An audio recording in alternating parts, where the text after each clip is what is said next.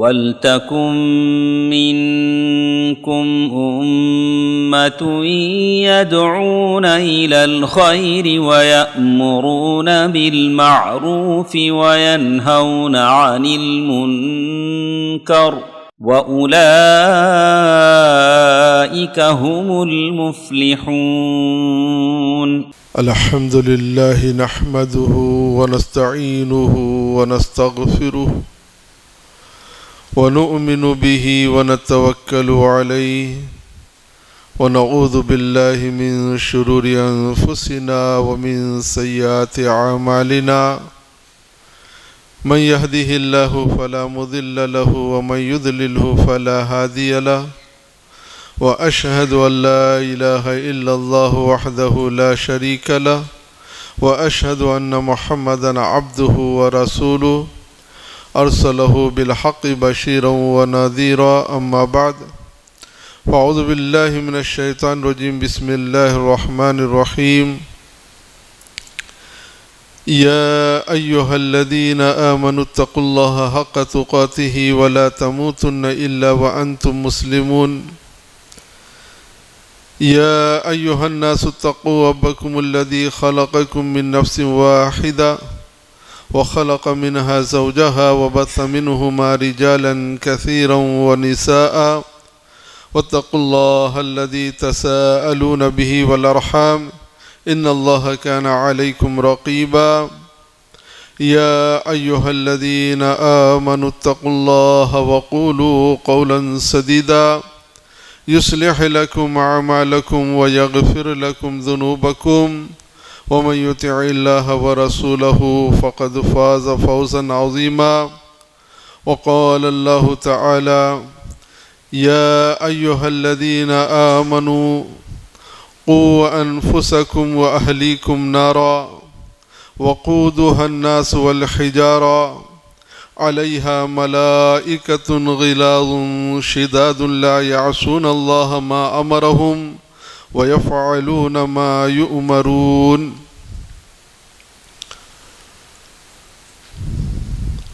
புகழ் அனைத்தும் அல்லாஹ் ஒருவனுக்கே உரியதாகும். ஸலாத்தும் சலாமும் உண்டாகட்டும் இறுதியாக வந்த தூதர் முஹம்மது ஸல்லல்லாஹு அலைஹி வஸல்லம் அவர்கள் மீதும் அவர்களுடைய சந்ததிகள் மீதும் உத்தம சஹாபாக்கள் சஹாபியாக்கள் மீதும் உலகத்தில் வாழ்ந்து கொண்டிருக்கின்ற அனைத்து இஸ்லாமியர்கள் மீதும் உண்டாகட்டுமாக. ஆமீன். அல்லாஹ்வின் நல்லடியார்களே, பெரியோர்களே, தாய்மார்களே, நான் என்னுடைய உரை தொடர்ச்சியாக குழந்தை வளர்ப்பதில் பெற்றோர்களின் பங்கு என்ற தலைப்பில் இதற்கு முன்னால் நான் சில விஷயங்கள் கூறியிருந்தேன். அதனுடைய தொடர்ச்சியாக இன்றைக்கும் சில விஷயங்கள் கூற விரும்புகின்றேன். குழந்தைகள் இது அல்லாஹ்வுடைய ஒரு அருட்கொடையாக இருக்கின்றது. குழந்தைகள் ஒரு அலங்காரமாக இருக்கின்றது. இந்த குழந்தைகள் ஒரு அமானிதமாக இருக்கின்றது.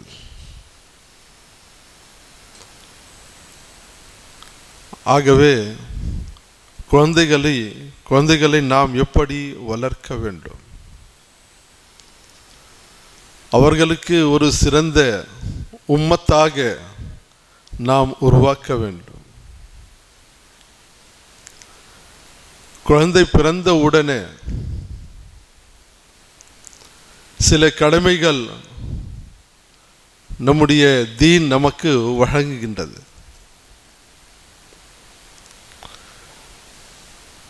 குழந்தை பிறந்த உடனே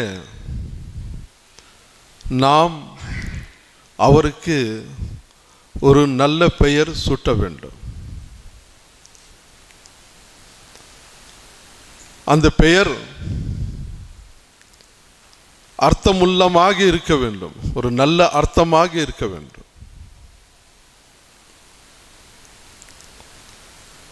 ரசூலுல்லாஹ் ஸல்லல்லாஹு அலைஹி வஸல்லம் கூறினார்கள், கியாம நாள் உங்களையும் உங்களுடைய குழந்தைகளை பெயரை கொண்டுதான் அல்லாஹ் தபாரக வ தஆலா அழைப்பான். ஆகவே நீங்கள் உங்களுடைய குழந்தைகளுடைய பெயர்கள் நல்ல பெயர் தேர்ந்தெடுங்கள். அல்லாஹுக்கு விரும்பக்கூடிய பெயர்கள் அப்துல்லா, அப்துர் ரஹ்மானாக இருக்கின்றது. நீங்கள் உங்களுடைய குழந்தைகளுடைய பெயர்கள் வைத்தால் அது அப்துல்லா, அப்துர் ரஹ்மான், அல்லாஹுடைய 99 தன்மைகள் இருக்கின்றன. அந்த பெயர்கள் நாம் நம்முடைய குழந்தையை வைக்க வேண்டும். அதற்கு முன்னால் அப்து என்று வார்த்தை சேர்த்து அப்துல்லா, அப்துர் ரஹ்மான், அப்துர் ரஹீம், அப்துல் சமத், அப்துல் அலீம், அப்துல் ஹக்கீம், இப்படி அல்லாஹுடைய திருநாமங்கள் இருக்கின்ற நல்ல பெயர்கள் இருக்கின்ற அந்த பெயர்களுக்கு முன்னால் அப்து என்று வார்த்தை சேர்த்து நாம் நம்முடைய குழந்தைகளுடைய பெயர் வைக்க வேண்டும். பெயர் வைக்கும்போது இதில் மிகவும் கவனம் செலுத்த வேண்டும்.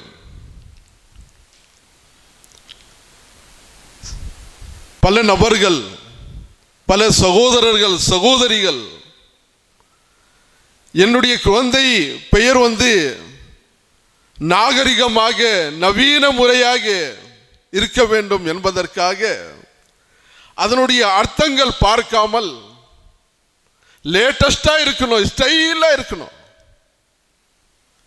இப்படி தவறான பெயர்கள் வைத்துக் கொள்கிறார்கள். சொல்றதுக்கு லேட்டஸ்டா இருக்கணும்.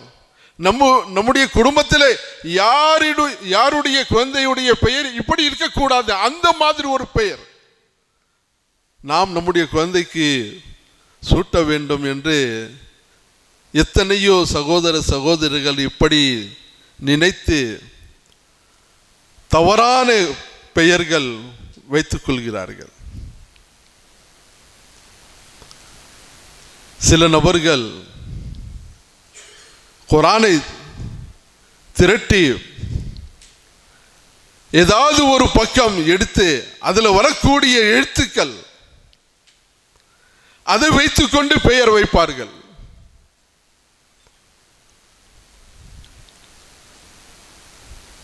ஹைரையரா, இது நல்ல வார்த்தை. அதுக்கு பக்கத்தில் வர்ற ஷர்ரையரா, ஷர்ரையரா நல்லா இருக்கு. இப்படி தவறான அர்த்தங்கள் இருக்கும் வார்த்தைகளை நாம் பயன்படுத்துகின்றோம் நம்முடைய குழந்தைகளுக்கு.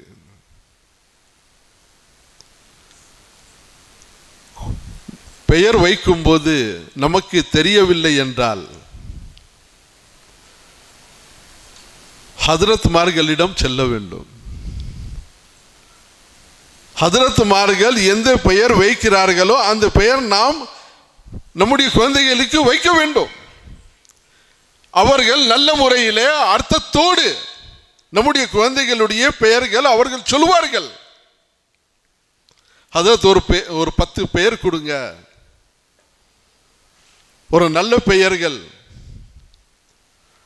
ரசூலுல்லாஹ் ஸல்லல்லாஹு அலைஹி வஸல்லம் சொன்னார்கள், உங்களுடைய குழந்தைகளுடைய பெயர்கள் நபிமார்களுடைய பெயர்கள் வையுங்கள். திருக்குர்ஆனிலே 25 நபிமார்களுடைய பெயர்கள் உண்டு. அதில் ஏதாவது ஒரு பெயர் ரசூலுல்லாஹ் ஸல்லல்லாஹு அலைஹி வஸல்லம் கூறினார்கள், உங்களுடைய குழந்தைகளுடைய பெயர் ஆதம், யாக்கூப், இப்ராஹிம், இஸ்மாயில், ஈசா, மூசா, இப்படி நபிமார்களுடைய பெயர்கள் நீங்கள் வையுங்கள். ஏராளமான அறிஞர்களுடைய பெயர்கள் இப்ராஹிமாகி இருந்தது, இஸ்மாயிலாகி இருந்தது. ஆகவே பெயர் வைக்கும் போது அதனுடைய அர்த்தங்கள் சரியாக இருக்கிறதா அதை பார்த்து நாம் நம்முடைய குழந்தைகளுடைய பெயர் வைக்க வேண்டும். ரசூலுல்லாஹ் ஸல்லல்லாஹு அலைஹி வஸல்லம் காலத்தில் ஹஜ்ரத் ஆயிஷா ரலியல்லாஹு தஆலா அன்ஹா அறிவிக்கிறார், மோசமான பெயர்கள் இருந்தன. இஸ்லாத்திற்கு முன்னால், இஸ்லாத்தை ஏற்றுக்கொள்வதற்கு முன்னால் எத்தனையோ பெண்களுடைய பெயர்கள் தவறாக இருந்தது, ஆண்களுடைய சஹாபாக்களுடைய பெயர்கள் தவறாக இருந்தது. அதை ரசூலுல்லாஹ் ஸல்லல்லாஹு அலைஹி வஸல்லம் மாற்றினார்கள். ஒரு பெண்மணியுடைய பெயர் ஆசியாக இருந்தது. ஆசைனாக்கா ஆசியா பாவியாக இருந்தது. அதனுடைய அர்த்தம் பாவி. அதை ரசூலுல்லாஹ் ஸல்லல்லாஹு அலைஹி வஸல்லம் ஜமீலா என்ற பெயர் மாற்றினார்கள், அழகானவள். சஹாபாக்களுடைய பெயர்கள், ஒரு சஹாபியுடைய பெயர் ஹர்பு இருந்தது, ஹர்பு, அதற்கு பெயர் போர். அதை ரசூலுல்லாஹ் ஸல்லல்லாஹு அலைஹி வஸல்லம் மாற்றினார்கள். ஒரு சஹாபியுடைய பெயர் ஹஸனாக இருந்தது, கவலை. அதையும் ரசூலுல்லாஹ் ஸல்லல்லாஹு அலைஹி வஸல்லம் மாற்றினார்கள். ஆகவே அர்த்தம் தவறாக இருந்தால் அதை மாற்றிக்கொள்ளலாம். நல்ல பெயர் நாம் நம்முடைய ஆண் குழந்தையாக இருந்தாலும் சரி, பெண் குழந்தையாக இருந்தாலும் சரி, ஆலிமாக்களிடம் சென்று, உலமாக்களிடம் சென்று, ஹதரத் ஒரு 10 பெண் குழந்தை பெயர் கொடுங்க.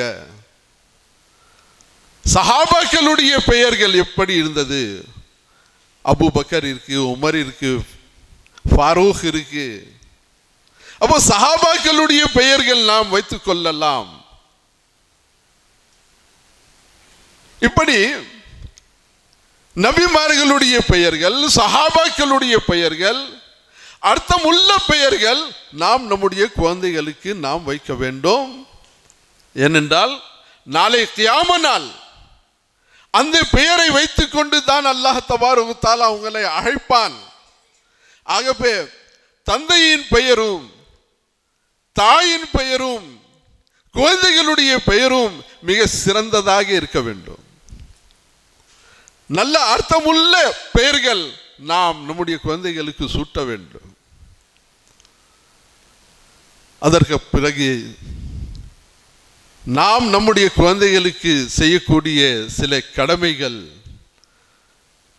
7வது நாள் நாம் நம்முடைய குழந்தையுடைய அகீகா செய்ய வேண்டும். அகீகா, ஆண் குழந்தை பிறந்தால் 9 மாசத்துக்கு பிறகு வரக்கூடிய குழந்தைகள் உடனே வர்றதில்லை. 9 மாசம் தாயின் வயிற்றில் இருந்து வளர்ந்து உருவாக்கி ஒரு சிறந்த ஒரு மனிதனாக உருவாக்கி அல்லாஹ் தஆலா நமக்கு ஒரு நேமத்தை வழங்குகின்றான். கணவர் மனைவியுடைய ஒரு பெரிய ஆசை, திருமணத்திற்கு பிறகு எனக்கு ஒரு அல்லாஹ் தஆலா ஒரு நல்ல குழந்தை எனக்கு அளிக்க வேண்டும். அந்த ஆசை அல்லாஹ் தபாரக வ தஆலா நிறைவேற்றுகின்றான். அப்படி இருக்கும்போது நம்முடைய கடமை என்ன? நாம் அந்த அன்பளிப்பாக கொடுத்த ஒரு நேமத்தாக கொடுத்த குழந்தை, அதுக்கு நாம் அகீகா செய்ய வேண்டும். ஆண் குழந்தை பிறந்தால் 2 ஆடு அல்லாஹ்வுடைய பாதையிலே நாம் கொடுக்க வேண்டும். பெண் குழந்தை பிறந்தால் 1 ஆடு அல்லாஹ்வுடைய பாதையிலே நாம் கொடுக்க வேண்டும். இதுக்கு பெயர் அகீகா. அகீகா கொடுத்தால் நம்முடைய குழந்தைகள் மிகவும் பாதுகாப்பாக இருப்பார்கள். நம்முடைய குழந்தைகளுக்கு ஆபத்தான நிலையிலிருந்து பாதுகாப்பு செய்ய வேண்டும் என்றால் நாம் நம்முடைய குழந்தைகளுடைய அகீகா செய்ய வேண்டும்.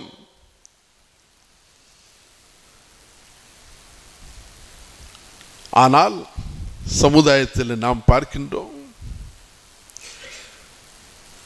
யாருமே அகீகா செய்வதற்கு கவனம் செலுத்துவதில்லை. மற்ற சமுதாயத்தினுடைய கலாச்சாரத்தை பின்பற்றுகிறார்கள். 40 நாள் முடிந்தவுடனே ஒரு தாவத் செய்வாங்க. அதுக்கு பேர் சில்லா. பிரமாண்டமாக செய்கிறார்கள், பெரிய தாவத்.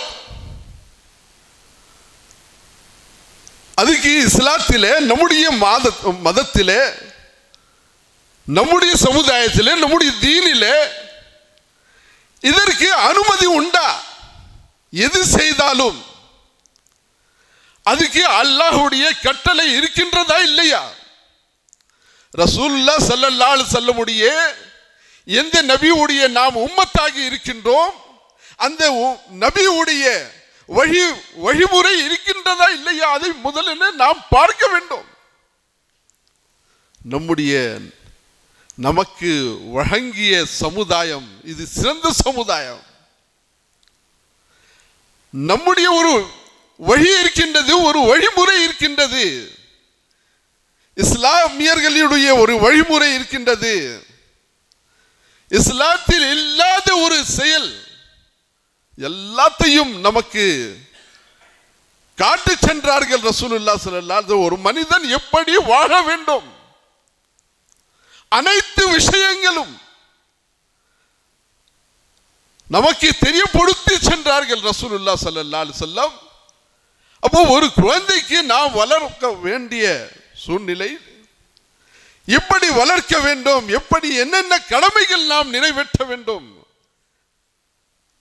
அப்போ அகீகாக்கு பதிலா சில்லா செய்கிறார்கள். அதுக்கு இஸ்லாத்தில் எந்த அனுமதியும் கிடையாது. 7வது நாள் செய்து கொள்ள வேண்டும், முயற்சி செய்ய வேண்டும். 9 மாதம் குழந்தை வயிற்றில் இருந்து வருகின்றன. தந்தை என்ன செய்யணும்? கொஞ்சம் கொஞ்சமா பணத்தை சேகரித்து நான் அகீகா அந்த சுன்னத்தை நிறைவேற்றுவேன். அந்த நியத்து நமக்கு வர வேண்டும். ஏழையாக இருந்தாலும் சரி, கொஞ்சம் கொஞ்சமாக டெலிவரிக்கு நம்ம எப்படி காசை சேகரிக்கின்றோம், அகீகாவும் நான் செய்வேன். 7வது நாள் செய்து விடுவேன் இன்ஷா அல்லாஹ். அந்த தூய்மையான நியத்தை நாம் வைக்க வேண்டும். இது எல்லாம் சமுதாயத்திலே இல்லாமல் போய்கொண்டே இருக்கிறது. ஆனால் சில்லா அது எல்லா வீட்டிலும் செய்கிறார்கள். இலும் இருந்தும், மார்க்கத்தினுடைய இலும் இருந்தும் இப்படி தவறுகள் செய்து கொண்டே இருக்கிறார்கள். மக்களுக்கு காட்டணும், அப்படி நமக்கு அனுமதி கிடையாது. எது அனுமதி இருக்கிறதோ அதுதான் நாம் செய்ய வேண்டும். ஆகவே 7வது நாள் நாம் நல்ல பெயரை வைக்க வேண்டும். 7வது நாள் அந்த முடியை, கெட்ட முடியது, வயிற்றில் வளரக்கூடிய முடியது, அந்த முடியை 7வது நாள் அகற்ற வேண்டும். தலையை சுத்தப்படுத்த வேண்டும். நம்முடைய மார்க்கத்தில் உள்ளவர்கள் இஸ்லாமியர்கள் இவர்களும் தவறான வழிக்கு செல்கிறார்கள். எத்தனையோ இந்து மக்களுக்கு நாம் பார்க்கின்றோம், 1 வருஷம் 2 வருஷம் அந்த முடி அப்படியே வைத்துக் கொள்வார்கள். ஏனென்றால் அவர்கள் நிச்சயம் செய்திருக்கிறார்கள், பெரிய ஒரு கோயிலில் போயிட்டு அந்த முடி எடுக்கணும்ட்டு. இதே மாதிரி நம்முடைய இஸ்லாமிய சகோதரர்கள் சகோதரிகளும் பெரிய தர்காக்கு கொண்டு போய், நாகூர் தர்காக்கு, ஏர்வாடி தர்காக்கு கொண்டு போய் முடி வெட்டணும். அந்த கெட்ட முடி 1 வருஷம் 2 வருஷம் அப்படியே வைத்துக் கொள்வார்கள். தர்கா வழிபாடு செய்பவர்கள் ஷிர்கான பித்தத்தான காரியங்கள் செய்பவர்கள் சமுதாயத்தில் ஏராளமான மக்கள் இருக்கிறார்கள். இப்படி அல்லாஹு தாலா கொடுத்த இந்த நேமத்துக்கு சரியான முறையில் வளர்க்காமல் தவறான முறையில் வளர்க்கிறார்கள். 7வது நாள் அந்த முடியை சுத்தப்படுத்தி அதை எடை போட்டு வெள்ளி தர்மமாக நாம் கொடுக்க வேண்டும். இதனால் நம்முடைய குழந்தைகள் ஆரோக்கியமாக இருக்கும், பாதுகாப்பாக இருக்கும் நம்முடைய குழந்தைகள் இன்ஷா அல்லாஹ். ஆகவே அல்லாஹ்வின் நல்லடியார்களே, அல்லாஹ் நமக்கு கொடுத்த இந்த குழந்தை ஒரு சிறந்த மோமினாக, ஒரு சிறந்த உம்மத்தியாக நாம் உருவாக்க வேண்டும். அந்த குழந்தைக்கு சுத்தமாக நாம் வைக்க வேண்டும். நம்முடைய குழந்தை தூய்மையாக இருக்க வேண்டும். குழந்தையுடைய ஆடை, குழந்தையுடைய உடம்பு, குழந்தையுடைய படுக்கை எல்லாமே நாம் சுத்தமாக வைக்க வேண்டும். சிறு வயதிலிருந்து சிறுநீர் செய்தாலும் அதை நாம் தூய்மைப்படுத்த வேண்டும். அதனுடைய துணிகளை எல்லாம் தூய்மையாக சுத்தமாக வைத்துக் கொள்ள வேண்டும். படுக்கை சுத்தமாக வைத்துக் கொள்ள வேண்டும். எத்தனையோ வீட்டில் நாம் பார்க்கின்றோம், இதன் மீது கவனமே செலுத்த மாட்டாங்க. எப்படியோ குழந்தை வளருது, அப்படியே வளர வைப்பார்கள். அல்லாஹ் காப்பாற்றும். சிறு வயதிலிருந்து சிறுநீரை நாம் தூய்மை செய்யவில்லை என்றால் இந்துக்களுடைய மக்களுக்கு நாம் பார்க்கின்றோம், அவன் டாக்டராக இருப்பான், இன்ஜினியராக இருப்பான், பெரிய பட்டதாரி இருப்பான். ஆனால் பஸ் ஸ்டாண்டுக்கு பின்னால, பஸ் ஸ்டாண்டுக்கு முன்னால எங்கன்னா ஒன்றுக்கு வந்துடுச்சுனாக்கா அங்கே உட்காந்துடுவான் நின்று. அப்படியே ஏன் சிறு வயதிலிருந்து அவர்களுடைய பெற்றோர்கள் இதை கவனம் செலுத்தவில்லை, இதை அசுத்தம் என்று அவர்கள் நினைக்கவில்லை. இதே போல் இஸ்லாமியர்களும் எத்தனையோ முஸ்லிம் சகோதரர்களும் இப்படியே சிறுநீர் கழிக்கிறார்கள். ஏன்? அவங்களுடைய தாய் பெற்றோர்கள் சரியான முறையில் சிறு வயதில் கவனம் செலுத்தவில்லை. இது அசுத்தம். இதை நாம் தண்ணீரால் சுத்தப்படுத்த வேண்டும். இது பெற்றோர்களுடைய கடமை இருக்கின்றது. ஒரு தூய்மையான, ஒரு சிறந்த மோமினாகி நாம் நம்முடைய குழந்தையை நாம் உருவாக்க வேண்டும். ஆகையால் இஸ்லாமிய சகோதரர், அந்த குழந்தை வளர வளர அல்லாஹு தாலா அந்த குழந்தைக்கு பேச்சு ஆற்றல் கொடுக்கும் போது சிறு வயதிலிருந்து லா இலாஹா இல்லல்லா அந்த கலிமா நாம் கற்றுக் கொடுக்க வேண்டும். இஸ்லாத்தினுடைய அடிப்படைகள் நாம் நம்முடைய குழந்தைகளுக்கு சிறு வயதிலிருந்து கற்றுக் கொடுக்க வேண்டும்.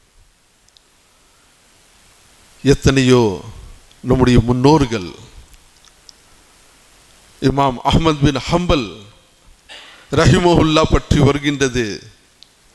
அவருக்கு 4 வயதில் திருக்குரானுடைய ஹாஃபிஸ் ஆகிவிட்டார். அப்போ பெற்றோர்கள் அந்த குழந்தையின் மீது எந்த அளவுக்கு கவனம் செலுத்தியிருப்பார்கள். 4 வயதில் ஹாஃபிஸ் குரான், மாஷா அல்லாஹ். இப்படி ஒவ்வொரு பெற்றோர்களும் நமக்கு நம்முடைய மார்க்கம் நமக்கு என்ன வழிமுறை கொடுத்திருக்கின்றது, என்ன கட்டளை வழங்கி இருக்கின்றது, இதை சரியான முறையில் பார்க்க வேண்டும். சிறு வயதிலிருந்து கலிமா சொல்லிக் கொடுக்க வேண்டும். சிறிய சிறிய துவாக்கள் நாம் அவர்களுக்கு கற்றுக் கொடுக்க வேண்டும். ஹஸ்ரத்மார்களிடம் நம்முடைய குழந்தைகளை உட்கார வைக்க வேண்டும். சிறு வயதிலிருந்து மதர்சாக்கு அனுப்ப வேண்டும். எப்படி நாம் சிறு வயதிலிருந்து ஸ்கூலுக்கு அனுப்புகிறோம், அந்த காஃபிர் ஆசிரியராக இருப்பார், கிறிஸ்துவர் ஆசிரியராக இருப்பார். அந்த ஆசிரியர்களிடம் நம்முடைய குழந்தைகளை நாம் உட்கார வைக்கின்றோம் சிறு வயதிலிருந்து. அவர்கள் என்ன கலாச்சாரம், என்ன தர்பியத் செய்வார்கள், என்ன ஒழுக்கங்கள் அவர்களுக்கு சொல்லிக் கொடுப்பார்கள். எப்படி நாம் அந்த ஆசிரியர்களிடம் நம்முடைய குழந்தைகளை ஒப்படைக்கின்றோமோ அதோடு அதிகமாக நம்முடைய மார்க்க அறிஞர்கள் முன்னால் நம்முடைய குழந்தைகளை உட்கார வைக்க வேண்டும். இஸ்லாத்தினுடைய பற்று அவனுக்கு வர வேண்டும். இஸ்லாத்தினுடைய போதனைகள் என்ன? கலிமா, துவா, திருக்குரான் ஓதுதல், ஹதீஸை மனப்பாடம் செய்தல், இதுதான் நம்முடைய வழிமுறை. இதை முதலிலே செய்ய வேண்டும். 7 வயது அடைந்து விட்டால் 7 வயதிற்குள் தொழுகையுடைய அனைத்து துவாக்களும் அவன் மனப்பாடம் செய்திருக்க வேண்டும். அல்லாஹ் காப்பாற்றணும், அல்லாஹ் காப்பாற்றணும். காஞ்சிபுரம் என்ற ஊருக்கு சென்றேன். அதுக்கு உள்ள ஒரு கிராமத்துக்கு சென்றேன் போன வாரம். அந்த குழந்தை காலேஜில் படிக்கிறான். காலேஜில் படிக்கின்ற குழந்தைக்கு துவா சனா தெரியாது, சனா துவா தெரியாது. தொழுகைக்கு முன்னால் அல்ஹம் சூராக்கு முன்னால் படிக்கின்ற அந்த துவா அந்த குழந்தைக்கு தெரியாது. 19 வயசு ஆயிடுச்சு. இப்படி சமுதாயத்தினுடைய நிலைமை மிக மோசமாக இருக்கின்றது. இஸ்லாமுடைய சட்ட திட்டங்கள் என்ன? சிறு வயதிலிருந்து நம்ம ஸ்கூலு, காலேஜு, காஃபிர்கள் ஆசிரியராக இருப்பார்கள், கிறிஸ்துவர் ஆசிரியராக இருப்பார்கள். அவர்களிடம் லட்சக்கணக்கான பணம் செலவு செய்து அவர்களிடம் உட்கார வைக்கின்றோம். ஆனால் ஒரு ஹஸ்ரத் மாரிடம் நம்முடைய குழந்தையை நாம் உட்கார வைத்து அவனுக்கு எல்லா துவா மனனம் செய்யணும். அந்த ஆர்வம் ஒவ்வொரு பெற்றோர்களிடம் வர வேண்டும். என்னுடைய குழந்தை சிறு வயதில் எல்லா துவாக்களும், தொழுகையுடைய எல்லா துவாக்களும் அவன் மனனம் செய்து கொள்ள வேண்டும், ஹாஃபிஸ் ஆக வேண்டும். ஒரு 10 வயசு ஆயிடுச்சுன்னா என்னுடைய குழந்தை ஹாஃபிஸாக ஆக வேண்டும். இந்த ஆர்வம் ஒவ்வொரு பெற்றோர்களிடம் இருக்க வேண்டும். அதற்காக நாம் அனைவரும் அல்லாஹ் நமக்கு கொடுத்த இந்த குழந்தை பாக்கியம், அந்த குழந்தைகளுக்கு சிறந்த குழந்தை, சிறந்த உம்மத்தியாக செய்வதற்கு, உருவாக்குவதற்கு அல்லாஹ் நம் அனைவருக்கும் தௌஃபீக் அளிப்பானாக. ஆமீன். பரக்கல்லாஹு லனா வ லக்கும் ஃபில் குர்ஆனில் மஜீத். ونفعنا إياكم بالآية والذكر الحكيم إنه تعالى جواد كريم ملك رؤوف رب الحليم.